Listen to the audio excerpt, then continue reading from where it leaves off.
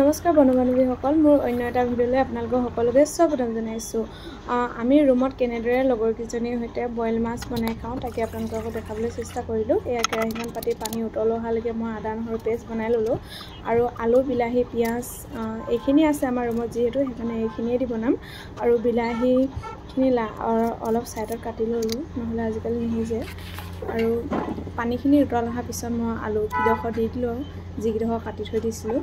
তাৰপৰা সোৱাদ অনুসৰি নিমখ দিলোঁ, দিয়াৰ পিছত বিলাহী পিঁয়াজ আদা নহৰু পেষ্ট সকলোখিনি দি উতল অহাৰ পিছত মাছ কেইপিচ দি দিলোঁ। আৰু মাছ কেইপিচ দিয়াৰ পিছত আপোনালোকে যোনে যিমান জলকীয়া খাই দি দিব। আমি 5টা দিছোঁ, বেছি দিয়া নাই বাৰু।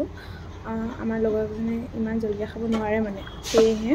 তাৰপৰা বিলাহীকেইটা মানে সিজাৰ পিছত খুন্দুনাতে অলপ গুড়ি কৰি দিছোঁ, নহ'লে আজিকালি মাজৰটো ভালকৈ নিসিজেই, সেয়েহে খুন্দুনাতে পিচি পিনি দি দিলোঁ। আৰু চব্জিখিনি উতল অহাৰ পিছত অকণমান হালধি দিছোঁ, নহ'লে ভাল নালাগে দেখিবলৈ।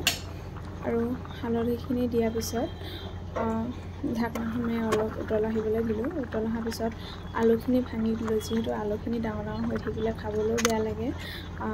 আলুখিনি আৰু ভাঙি দিলে চব্জিকণো মানে অলপ ডাঠ হয়, সেয়েহে ভাঙি দিলোঁ। আৰু ধনিয়া দিলোঁ, ধনিয়া একেবাৰে সিজাৰ পিছতহে দিলোঁ। ধনিয়াখিনি দি অলপ উতল অহাৰ পিছত গেছটো অফ কৰি, এয়াই আৰু ফাইনেল লুক। আপোনালোকে কেনেকুৱা পালে